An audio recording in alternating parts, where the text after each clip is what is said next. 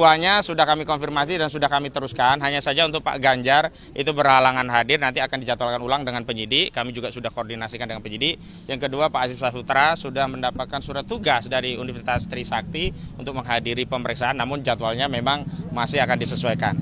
Hanya saja untuk yang Profesor Aceng Ruhendi Saifullah, beliau adalah ahli linguistik forensik dari Fakultas Pascasarjana Universitas Pendidikan Indonesia, Bandung.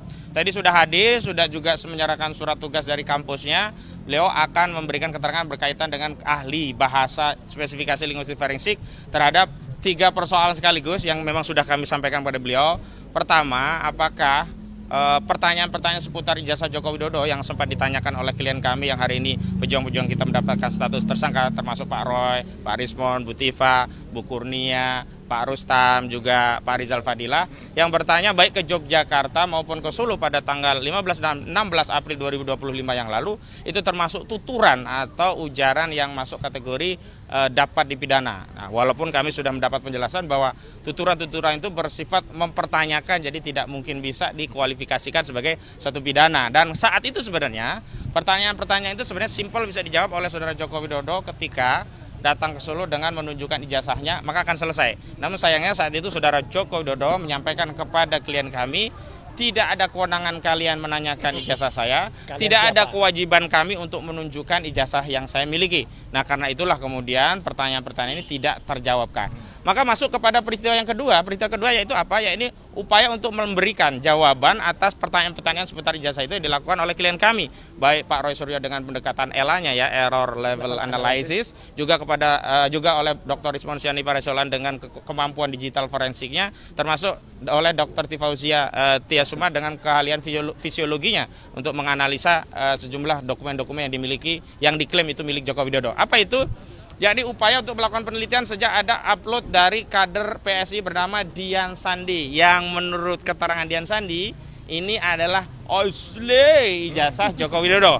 Nah, itulah yang kemudian diteliti. Dan yang kedua juga ada objek yang diteliti, yakni objek yang dipamerkan oleh Dekan Fakultas Kehutanan Bapak Sigit Sunarta, yang itu diklaim sebagai milik Joko Widodo.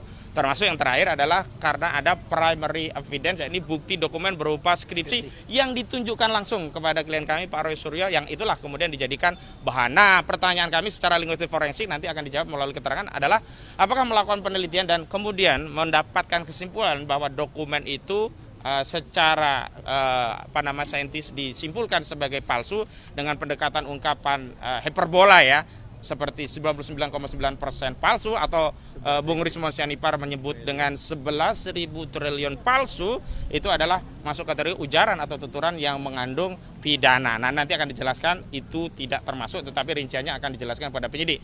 Dan yang ketiga adalah melakukan amplifikasi. Kalau amplifikasi itu adalah ketiganya ya, baik di klaster 1 dan klaster 2 itu dua-duanya maksud saya, itu sama-sama mengamplifikasi hasil temuan itu, menyampaikannya kepada publik dengan harapan setelah muncul penelitian dan diamplifikasi disampaikan publik, ada challenge, ada penelitian pembanding yang setidaknya mengcounter atau bahkan bisa membatalkan kesimpulan akhir. Tapi faktanya sampai hari ini tidak ada penelitian yang bisa mengcounter, apalagi membatalkan kesimpulan yang sudah dibangun oleh Dr. Roy Suryo dan Dr. Rismon Syanipar, sehingga tidak ada suatu kesalahan apapun bagi sebuah penelitian menyampaikan hasil penelitiannya, kendati kesimpulan itu tentu tidak menyenangkan Joko Widodo. Nah, karena itu yang terakhir saya menghimbau kepada Saudara Joko Widodo, janganlah menghabiskan waktu, pikiran, dan tenaga, bahkan kondisimu yang masih sakit, untuk keliling ke 38 provinsi atau keliling ke 514 kabupaten ataupun kota, bahkan menyambangi 7.000 kecamatan. Cukup datang ke pengadilan di Surakarta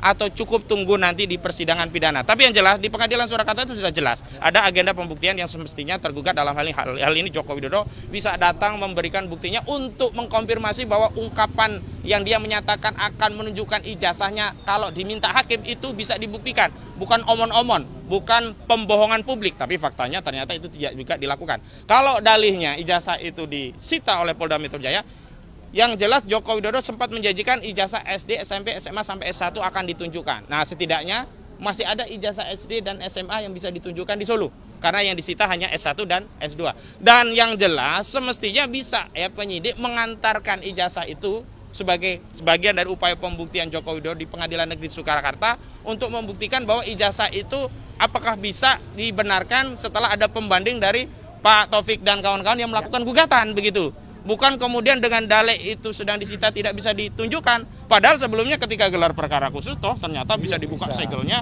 bisa ditunjukkan barangnya. Kenapa untuk kepentingan pro justisia itu tidak dilakukan? Sederhana saja, kalau 5 penyidik saja bisa mengantarkan Eli dan nanti Egy Sujana dan juga siapa? Damai Ari Lubis datang ke Jokowi ke Solo minta pengampunan dan mendapatkan hadiah SP3, tentu saja sangat mudah bagi penyidik untuk mengawal bukti itu untuk ditunjukkan ke pengadilan. Kalau benar pertama Joko Widodo konsisten dia akan menunjukkan ijazahnya di pengadilan. Kalau benar yang kedua konsisten bahwa ijazah itu tidak bermasalah. Nah, karena berbelit-belit tidak pernah mau ditunjukkan, tidak juga pula dibawa ke pengadilan, maka jangan salahkan seluruh rakyat, bahkan dibenarkan seluruh rakyat kalau hari ini makin meyakini ijazah saudara Joko Widodo itu palsu. Begitu. Bahkan meminjam ungkapan Rismond Sianipar, boleh jadi rakyat pun mengatakan 11.000 triliun persen palsu. Itu pengantar dari saya. Ada dari Mas Roy dulu, silakan. Oh, ada pertanyaan?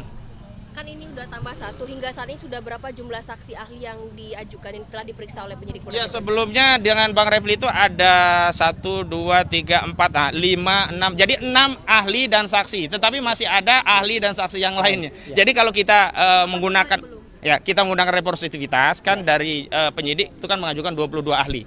Kami berencana 22 juga. Jadi baru sekitar baru di bawah 10 lah ya. Ya kita harap rekan-rekan media juga sabar karena dulu kita mereka memeriksa 22 ahli juga kita sabar. Jadi kita pun akan menghadirkan saksi dan ahli yang seimbang yang sesuai dengan KUHP yang baru juga diperkenankan. Begitu. Saya tambah dikit namanya ya. Jadi selain Prof Aceng, hari ini juga ada saksi ya. Saksinya antara lain ada di sini tentu teman-teman sudah ada yang pernah mengenal dan melihat, namanya Mas Michael Benyamin Sinaga, pemilik podcast Sentana. Kemudian Pak Janes Yahan. Terus ada yang menarik, ada yang namanya Krishna Murti. Ya, siapakah dia? Nanti akan ada. Ya, gitu. Ada beberapa saksi tambahan dan kemudian nanti ahli. Saya tambahkan dikit dari Bang Aka tadi, ahli yang kemudian sempat diperiksa adalah juga Prof Henry Subiakto, kandidat Dr. Didit Wijayanto, kemudian Prof Hamidah yang saya mendampingi sampai dengan malam hari ya, dari Jumat itu sampai dengan jam 9 malam. Jadi intinya itu, dan tadi saya ingin mengklarifikasi karena ada hoax yang di luar bahwa Bang Aka, Bang Gafur ini bukan lagi kuasa hukum Roy CS. Saya pastikan itu hoax ya. Apa yang diceritakan Bang Aka tadi ya, termasuk Bang Asam, itu adalah kuasa hukum kami semuanya. Ada surat kuasanya clear, dan yang diceritakan adalah peristiwa-peristiwa ketika Bang Rismond, Dr. Tifa itu memang masih menjadi kuasa hukumnya tim TAKA. Kalau dalam perkembangannya, saya akui memang ada kuasa hukum yang lain, nggak apa-apa, ya ada keterlibatannya nggak apa. Saya juga masih ikut dalam kuasa hukum dan itu biasa. Seorang prinsipal itu bebas. Ada kan teman-teman kan dengar juga, ada Prof Denny Indrayana, ada juga LBH Muhammadiyah, ya mereka ikut membersamai dan mereka tidak mempermasalahkan itu. Jadi clear ya. Nah, saya ingin tambahkan sedikit tadi apa yang diceritakan oleh Pak Ustadz Kosinudin ya. Jadi inilah bukti primary evidence yang juga dulu pernah saya tunjukkan. Inilah bukti yang benar-benar tidak hanya diperlihatkan kalau ini. Waktu itu saya pegang dan bahkan saya potret dengan kamera resolusi tinggi. Sehingga teman-teman bisa lihat bedanya antara kertas baru dan kertas lama.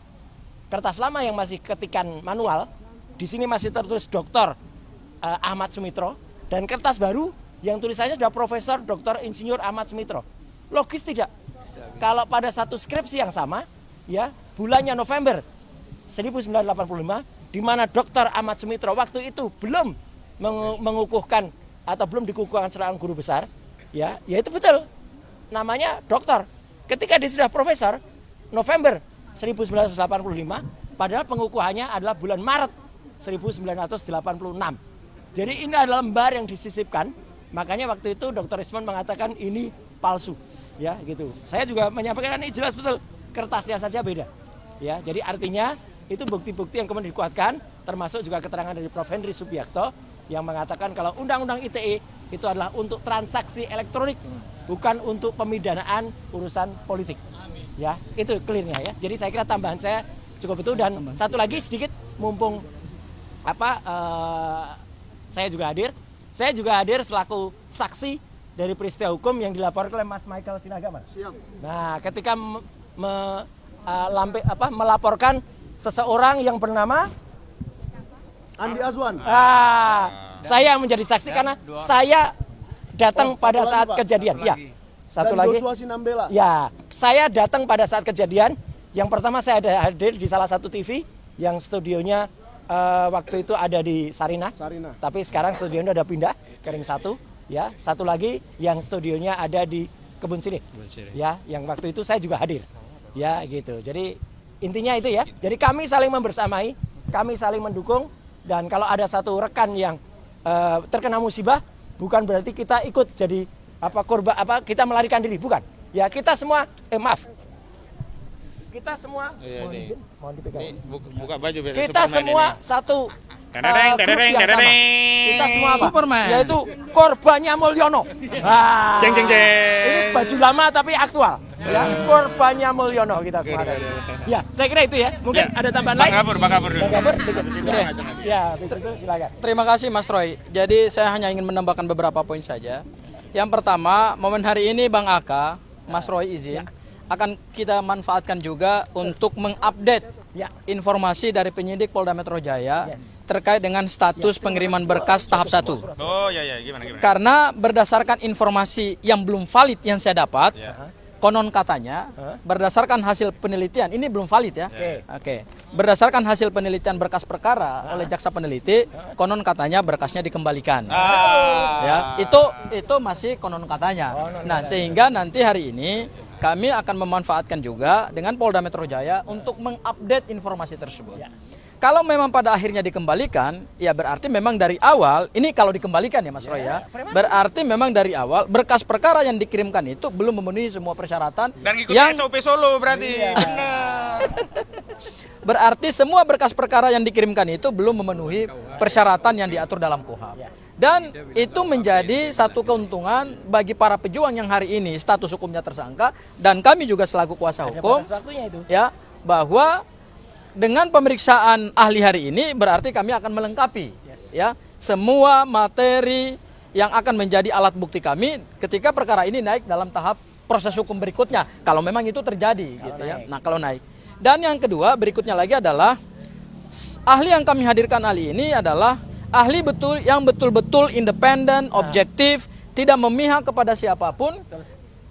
Dan ahli hari ini akan memberikan penafsiran hukum dan penafsiran keilmuannya terhadap suatu peristiwa yang diduga adalah peristiwa pidana, ya.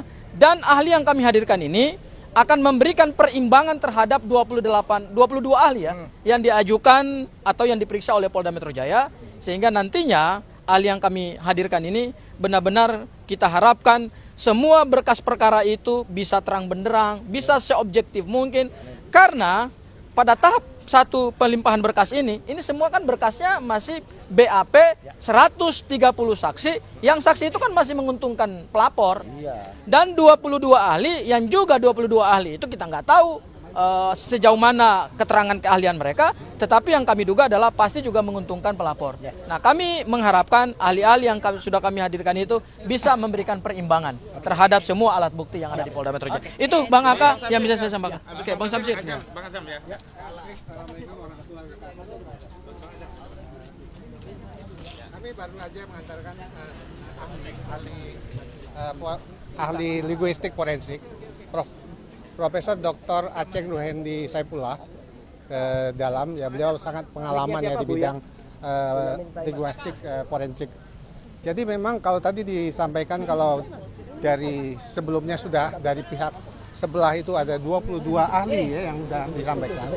Ya, ini tentunya penyidik di sini Polda Metro Jaya berusaha sekuat tenaga untuk membuat proses hukum ini betul-betul berimbang. Karena memang dalam KUHP baru ini, KUHP dan KUHP baru ini ya baru 1 bulan aja ini berlaku. Jadi betul-betul perlu tantangan juga buat penyidik, khususnya masalah perkara yang tadinya penyidik itu bisa menghentikan perkara atau meninggalkan perkara. Kalau sekarang tidak. Jadi perkara itu boleh dilakukan oleh penyidik, tapi harus diputuskan nanti tidak oleh penyidik, tapi di kejaksaan atau tingkat berikutnya. Jadi tentunya penyidik berusaha. Tadi sudah disampaikan lebih kurang 8 orang ahli dari kita. Ini hari ini 1, Kemudian ada 3 lagi yang dalam waktu dekat akan kita sampaikan permintaan dari penyidik tadi. Jadi walaupun ahli yang sudah pernah diperiksa seperti Profesor Dr. Hendri Subiakto, itu karena memang pemeriksaannya itu masih belum menyangkut ke-6 ya, kalau sekarang ini ke-6 daripada tersangka ini, akan diperiksa lagi. Jadi begitu telitinya mereka untuk membuktikan proses hukum ini agar betul-betul berimbang. Karena memang ya, kalaupun saya katakan ya, saya banyak menangani masalah kriminalisasi di perkara-perkara hukum. Ini memang kebanyakan ahli-ahli yang diambil dari kepolisian ini, saya katakan ahli-ahli yang mangkal di kantor polisi aja memang. Jadi kalaupun perkaranya bisa naik untuk mendapatkan 2 alat bukti, ini menjadi mudah. Karena memang ada video, screenshot, itu udah 1 alat bukti. Kemudian ahli, 2 alat bukti. Perkaranya bisa naik. Nah tentunya di sini dengan KUHP yang baru ini, penyidik tentunya kepolisian begitu hati-hati. Jangan sampai hal seperti ini, karena memang utamanya adalah dalam KUHP baru maupun KUHP, ini adalah untuk mendudukan hak asasi manusia. Tapi juga masalah proses hukumnya betul-betul sangat teliti.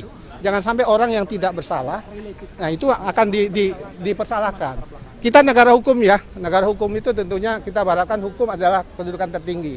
Jadi jangan sampai ada orang yang melakukan kejahatan, tapi orang lain yang dihukum. Ini jangan sampai terjadi. Terima kasih.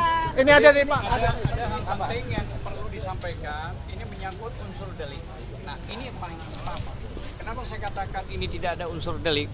Pertama, waktu tanggal 15 bulan 4, Roy Suryo Tifa itu ke sana atas dasar surat kami TPUA sampai ke kampus yang namanya UGM. Saya yang buat, tanda tangan Egy Sujana, cuman saya nggak bisa hadir waktu itu. Egy juga ternyata enggak, tapi 3 orang yang sekarang jadi tersangka itu, gitu loh ya, termasuk DHL yang sekarang sudah di SP3. Itu unsur deliknya tidak terpenuhi karena kita kulunwun ke sana ke UGM tanggal 15-nya, ke 16-nya soan ke rumah Jokowi. Jokowi berjanji ada 3. Pertama, dianggap itu kita tidak punya hak untuk mengetahui tentang ijazah. Itu ini buktinya. Ya. Nah, ini bukti dari TPUA ya. Nah, ini penting saya sampaikan karena Fakta. Jadi yang disampaikan Fakta. Bang Azam tadi fakta. Ya. Bahwa kita dulu memang bersama. Akan ada tengah jalan ada sedikit-sedikit itu nggak apa-apa. Ya. Dibuat sabotase di jalan ya. Jadi poin ini yang saya katakan bahwa ini melanggar unsur delik. Unsur deliknya nggak ada karena kita sudah bersurat, kita datang, bahkan dijanjikan 36 item ya. Iya, 36 item oleh UGM, bohong semua, 1 item aja nggak ada. Bahkan dalam pertemuan itu 3 orang ini RRT dijanjikan hasil dari CCTV 1 jam pertemuan ya. Tapi tidak juga dibuktikan, diberikan. Gitu loh ya. Dan bahkan setelah itu tanggal 16-nya ke Solo, ya, yang lucu lagi berbohong dan terus bahwa saya akan menunjukkan saat pengadilan membutuhkan lah, paling tidak hakim membutuhkan. Lah, masa dia bisa keliling 38 provinsi demi PSI?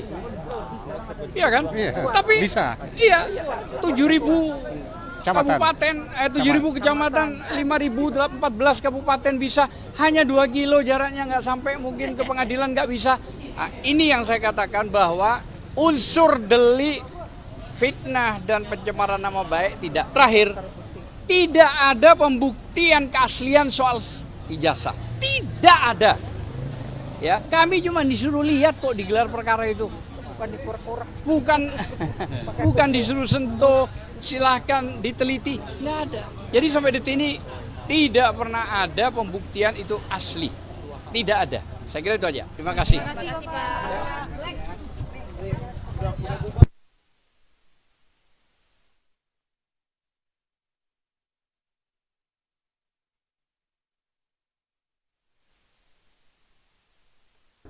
Saya jamin datang.